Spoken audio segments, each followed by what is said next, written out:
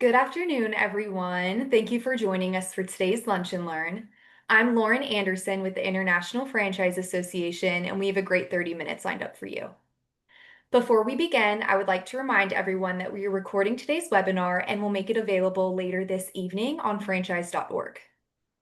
If you have any questions for today's speaker, please add them to the Q&A box and they will be addressed toward the end.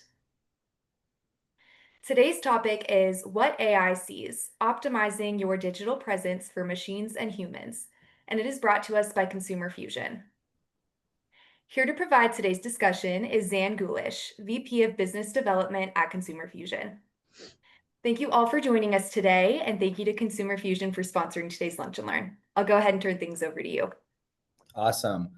Thanks so much, Lauren. As Lauren mentioned, my name is Zan Gulish. I am the Vice President of Business Development here at Consumer Fusion, and really excited to have everyone here today to talk to a topic that I'm personally really excited about as far as AI search and how to optimize for it.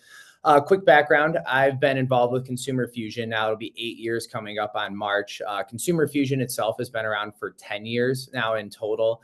A little over 10 years. And we've been in franchising about the same time, about 7 years now as a business. We attended our first franchise conference and we've been all in on franchising ever since.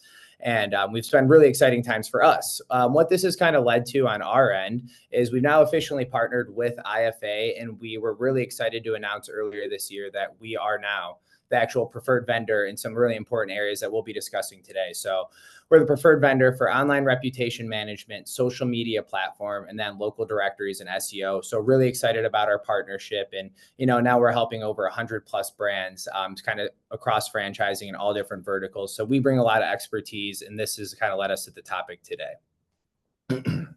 So today's topic is what AI sees, optimizing your digital presence for humans and machines. So we're going to talk a lot today about, both sides of search. So we're really familiar with kind of the side of the house of search engine optimization. And we're going to want to talk today as well about how we optimize for what we kind of refer to today as AEO or answer engine optimization. So how do we kind of rank really well in traditional search, what customers are using, as well as for that answer search that AI is looking for. So to kind of set the market today, we're going to talk a little bit about where we are as of today, October 14th, 2025, and why this matters, right? AI is now the gatekeeper for many of our brands, and 79% of consumers plan to use AI enhanced search as of this year. And this number continues to grow in more and more market share. These numbers here are really going to highlight some of these pieces. So first and foremost, ChatGPT now has over 800 million weekly active users. I wrote this down because I wanted to get the numbers right. Back in December of 2024, they had 300 million active users. So in under a year, they've doubled the amount of people that are using their services, and more people continue to sign up and are paying for a program to use this. So our potential customers are going to be on the other side of the screen looking at ChatGPT. Google itself has now over 1.5 billion people that are using their AI overviews, okay? We've all used the AI overviews. We've seen it. It's a quick blurb or paragraph getting you the answer that you might have asked for, whether it's, the best category in your town. Google AI overviews will now kind of highlight those. So 8 out of 10 consumers say that they'll be using AI enhanced search this year. 83% of consumers say AI feels more efficient than Google, which brings us down to the bottom point here. Google's market share fell below 90% for the first time since 2015 when it comes to search. Google recognized this is a problem and they are working to adjust and pivot to make those moves. You've probably gone to Google now and seen on google.com, there's the AI mode. So Google has acknowledged this. Their CEO has been on record on all kinds of podcasts, including like big ones like the All In and other podcasts where they're saying they're trying to figure out how to transition from the traditional search model, which has been a huge cash cow for them. This allowed them to innovate and do so many products. So now they're trying to figure out how to pivot and make AI as more accessible to their customers, because that's what the customers want. So if it's good enough that Google's taking these signals from their customers, all of us should be taking these signals as well and figuring out how do we optimize for traditional search, but also this answer engine optimization. So how AI impacts performance, and these numbers too might speak to many of the brands that we're seeing, is we're seeing less clicks, right? Organic clicks are down 35% for top ranking pages. It's not just about now making sure that we're ranking at the top. How are we showing up whenever people are asking for questions for the fastest services in our area, for the best service in our areas? So 81% of, we have AIO here. That stands for AI overview. So that Google overview. So 81% of those happen on mobile. Once again, this is trends that we're familiar with. People now go to phones over traditional computer to search. Branded AI overview mentions drive higher engagement. If you're in that answer engine optimization question, or if you're getting put there by AI, you're going to see better results for your brand. So this is something I thought was really interesting. Some sites did lose 20 to 40% of traffic post AI rollout. If you see that your website traffic is down, but your numbers are still hitting a lot of the same spots, don't be alarmed. It's just people are getting less clicks. So 58% of searches are now resulting in 0 clicks. We'll have some examples here later on in the presentation, but now when you search through a Grok, a ChatGPT, a Perplexity, a Google Gemini, you're not going to be clicking on a blue link anymore. That you're going to ask a question. ChatGPT is going to answer it. You're going to either click on a phone call or directions. So that's not resulting to a click for your business. So definitely recommend continue to track and see how many people are actually coming from AI. This piece here, AI algorithms do not favor businesses under a 4.7 average rating. This is kind of a benchmark or a threshold. Not saying you're not going to show up on ChatGPT or these other AI sites if you're below a 4.7, but the higher you are, the more favorable you're going to see. And we're going to talk about a lot of those signals today. So bottom line, visibility is shrinking. So trust is going to be the new currency. And how do we position ourselves accordingly? So what we're actually going to get through in today's webinar and what I hope you all learned today is, number one, how AI evaluates your brand, what they're looking for, also what they're not looking for, the signals that we need to be sending AI. So there's 4 big signals that all of these different search engines use: ChatGPT, Grok, Perplexity. I'm going to keep mentioning the same ones here throughout the presentation. What to fix, so how you can fix it now, and then how to actually do that. And then last but not least, scalable actions for multi-location systems. So we're not just scaling for single locations. We're doing this nationwide. All right. So evolution of search, I already kind of laid out with some of the numbers. AI search is already here and it is growing fast and will continue to grow fast. So we're all very familiar with the old playbook of search, right? Users would go in, search, Google crawled the sites. It would send back a whole list of links. We would scroll through, click on those links, try to make our own decisions, right? This is all traditional SEO where you would do blogs, keywords, backlinks, tags, where we're no longer doing this, right? I don't need to spend a lot of time here. Everyone on this call kind of knows what traditional search looks like and how to optimize for it. So success used to mean, right, we would appear on page 1. This is kind of the new reality of search where users will come in and ask ChatGPT or any of the other sites. AI is now going to crawl your content that either your consumers are putting out there or you're putting out there personally. This will be done through reviews, listings, overall social content. So it's no longer just those 10 blue links. These are going to be curated summaries that show up for consumers. And we want to make sure that these summaries are saying things favorable about our brand, but also that we're even showing up in these summaries. And that's what we're going to aim to show you how to do.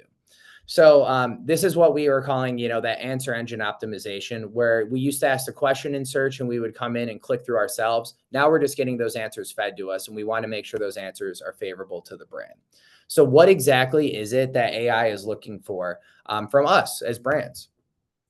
So AI skips first what it doesn't trust. If you have inconsistent listings, you're not getting reviews inconsistently, or you have really old reviews or any lack thereof, or you're just sending out really generic responses, AI can see that as a risk.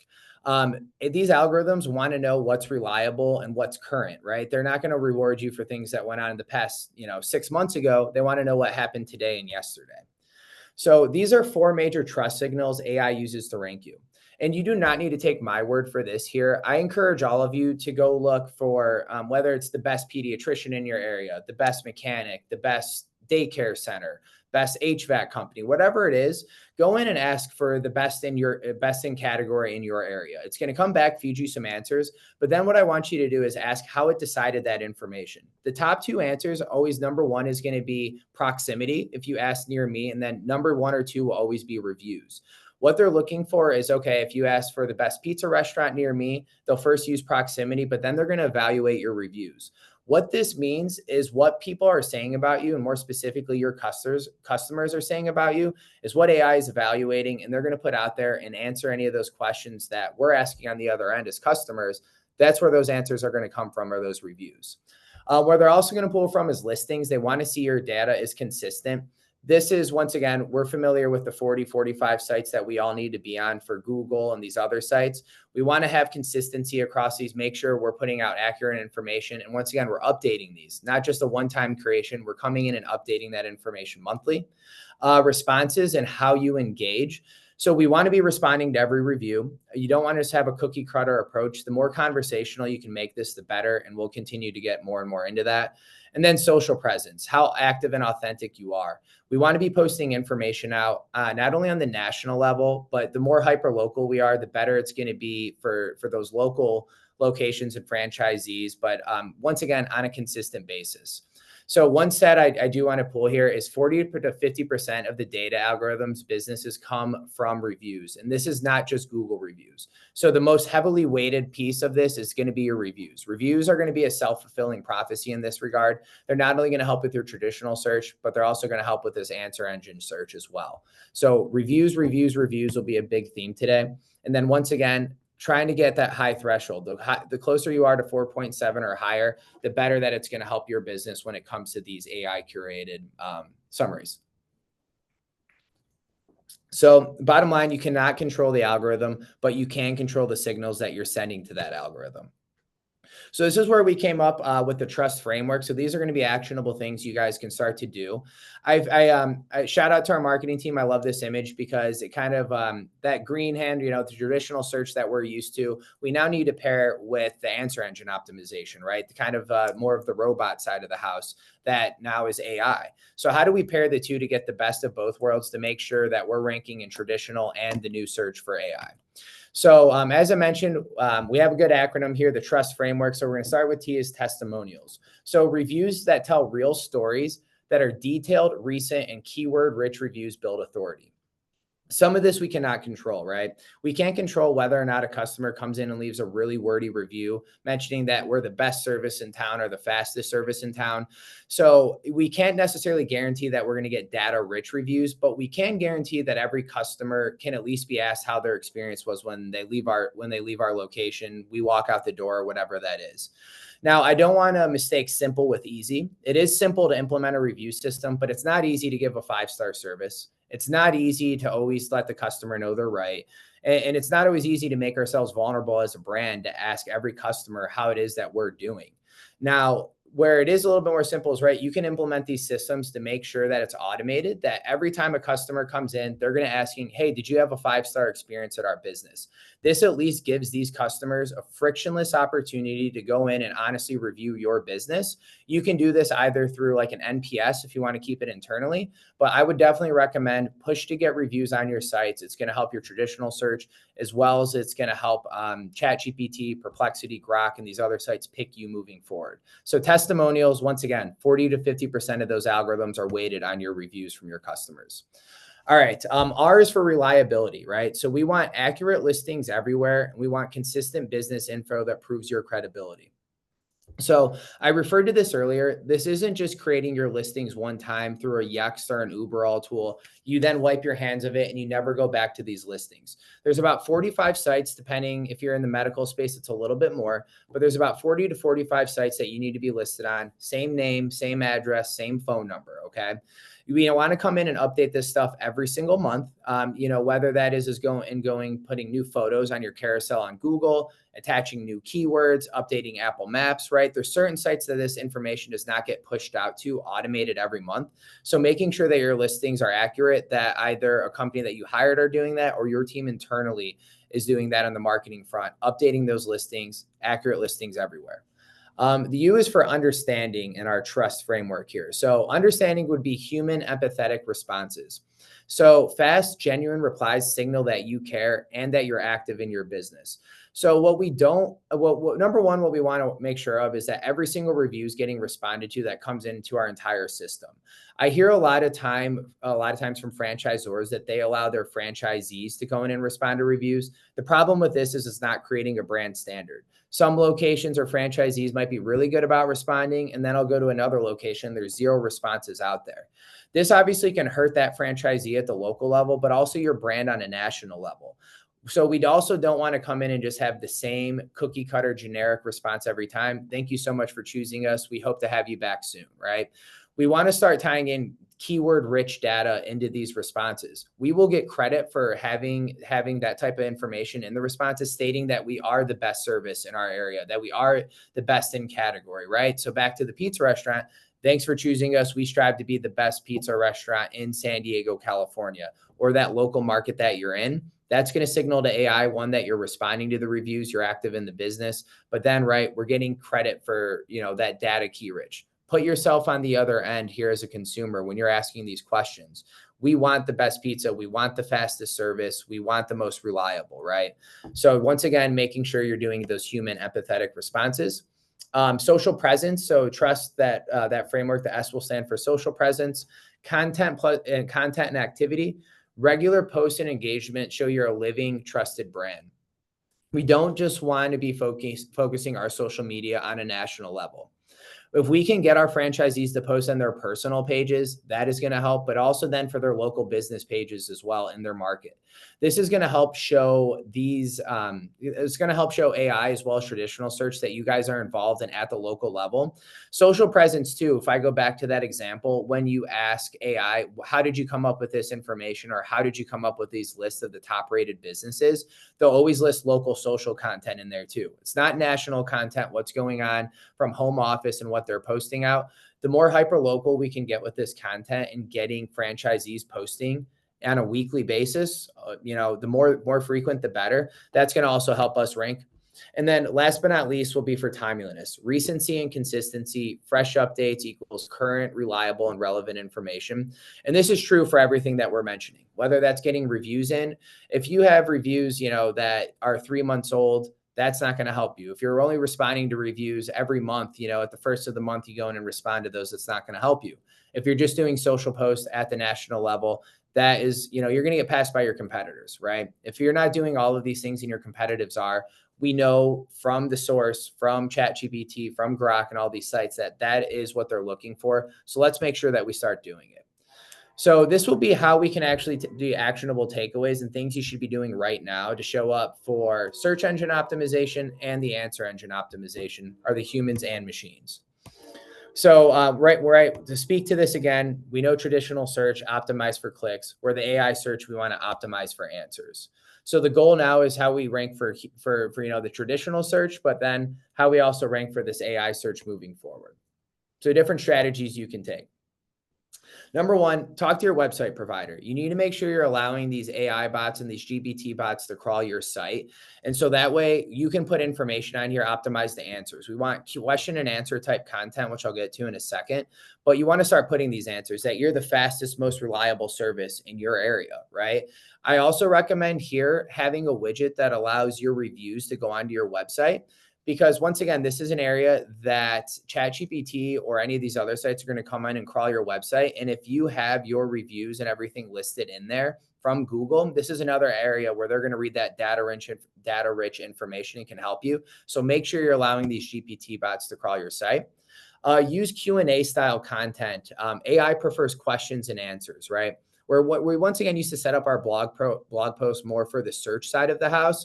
Now, once again, kind of start to structure your blogs and these other posts to be Q&A, right? Who is the most reliable mechanic in town, and tell them why you are. Because will be all things that AI algorithms look for, is for that Q&A style content, because that's the type of questions that customers are asking. Keep the listings clean and consistent. I can't emphasize this enough. Making sure that this information is updated each and every single month and is consistent across every one of your sites. Generate reviews steadily and not in bursts. So don't have an end of the push at every month, every quarter, making sure reviews come in every week. Respond quickly and like a human. I will say this too, it's just as important to respond to your negative reviews as your positive reviews. If you respond to your negative reviews quickly, they say there's a stat out there, respond to your reviews in under 24 hours. And those negative reviewers are likely to amend or remove their review altogether. So speed to response matters in more areas than one. Post authentic content regularly. And then last but not least, manage any negative or illegitimate reviews that come in. We already covered the response side of it. Respond to all of these negative reviews as quickly as possible, offering, a phone number, an email for them to get back to you on, offering a solution. One, this will help, like I said, that user on the other side consider removing or amending that review, but also this will signal to your other customers in these AI algorithms that you care and you're offering solutions. So see about removing the information, escalating them with the respected sites, but then also addressing them with the reviews. So I have here down at the bottom, do not abandon SEO, which I don't expect any of you to do and probably already know, but optimize this for both audiences. So AI can boost visibility. 63% of businesses say AI overviews boosted their visibility. So once again, go in and ask, once we're done here, go in and ask about your brand. See if you show up in that AI overview. Ask your franchisees to do this at their local markets. Do this for your franchisees at their local markets. You can come in and influence these sites too. If you're not showing up, ask ChatGPT why. They'll start to tell you, and you can start to make those changes accordingly. So the last thing we're going to talk about here is how to streamline this across all locations. Once again, just not at a national level, but at a hyper local level, so your franchisees can see a meaningful difference as well.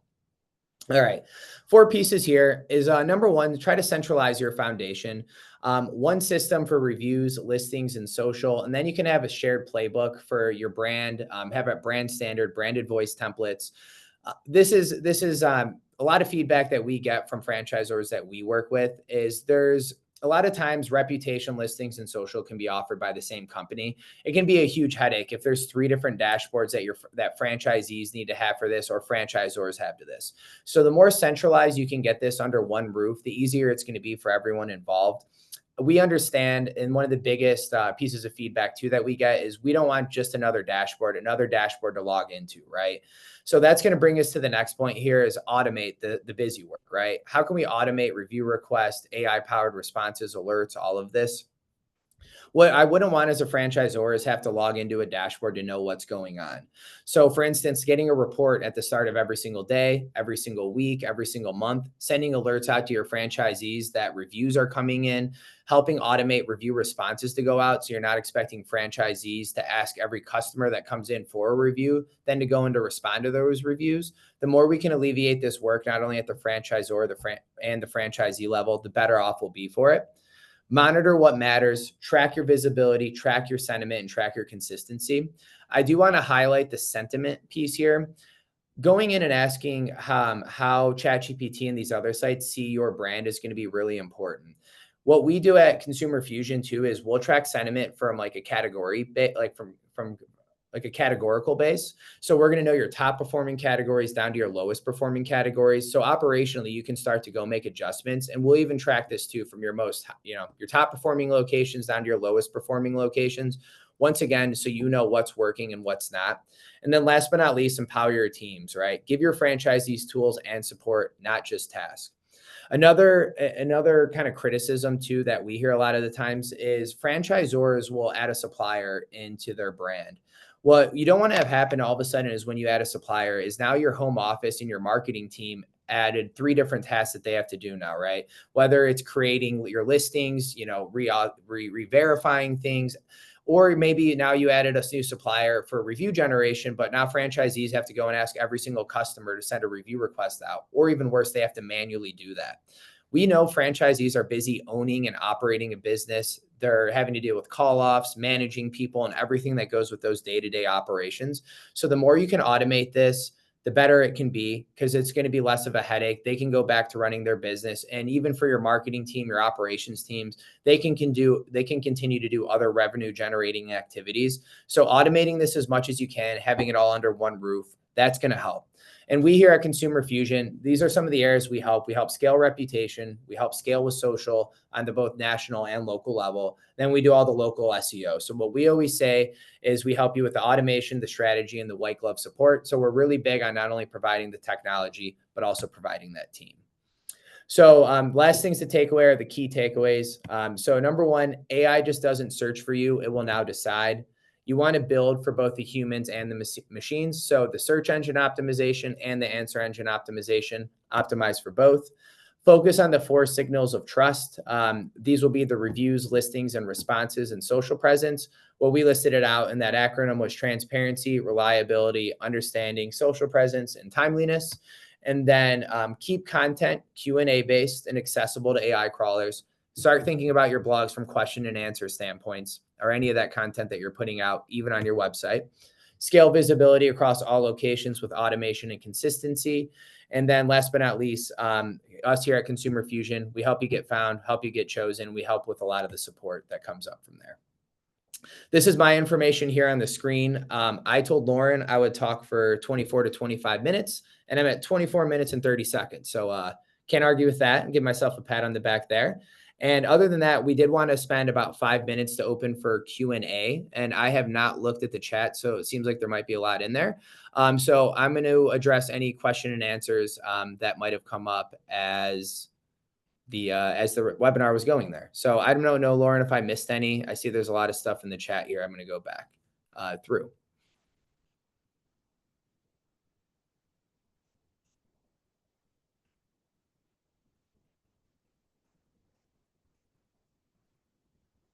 Oh, I did see one question. Will the slides be shared? Yes. Okay, so here's a question from Taylor. Can you please give examples of things you would recommend updating monthly in listings beyond photos, videos, and ongoing regular posts? And any recommendation for what that can be done at scale for multi-unit organizations? So number one, Taylor, you kind of nailed it. Photos and videos are really big, but what you can also do in your local markets is, I'm not sure what business you're with, but for instance, how someone searches for a pediatrician or an auto mechanic in Florida versus how they do in Texas versus Washington. Those might be different keywords that you're seeing that work really well in your market. So things that you can also do, like on your carousel, is you can attach keywords in the background of every photo. So whether someone types in, auto mechanic or, how to fix a car, right? I don't know, just to give you examples, you can go in and start to add in those hyper local markets on the back end of your photos, updating that information. But you're going to know too, depending on the listing platform that you use. Like for us here at Consumer Fusion, we have an AI tool that'll recommend what you should update on your listings, what's critical versus what is moderate versus what is low. So that way, like your provider should be able to give you some feedback into that. And if not, we definitely do that here at Consumer Fusion, where we'll tell you what exactly should be fixed every month to make sure you're staying up and relevant. Okay, and I see someone responded to that too. All right.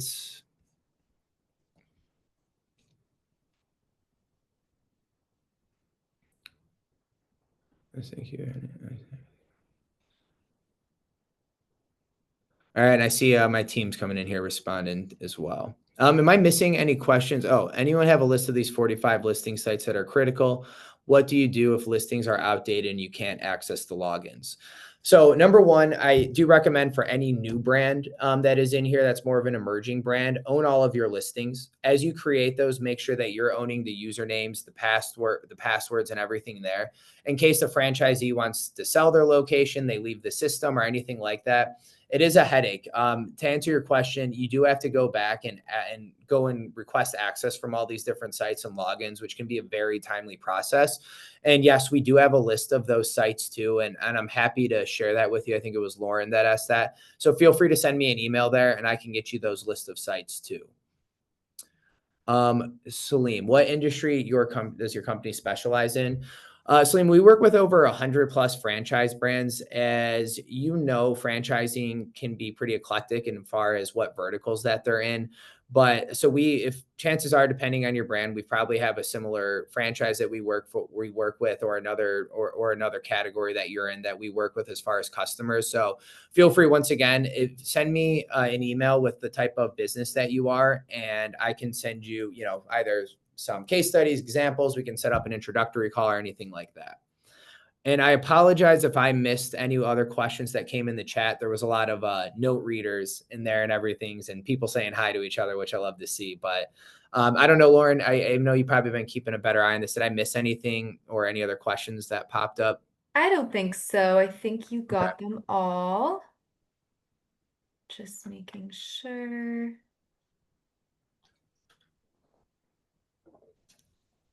Yeah, all right.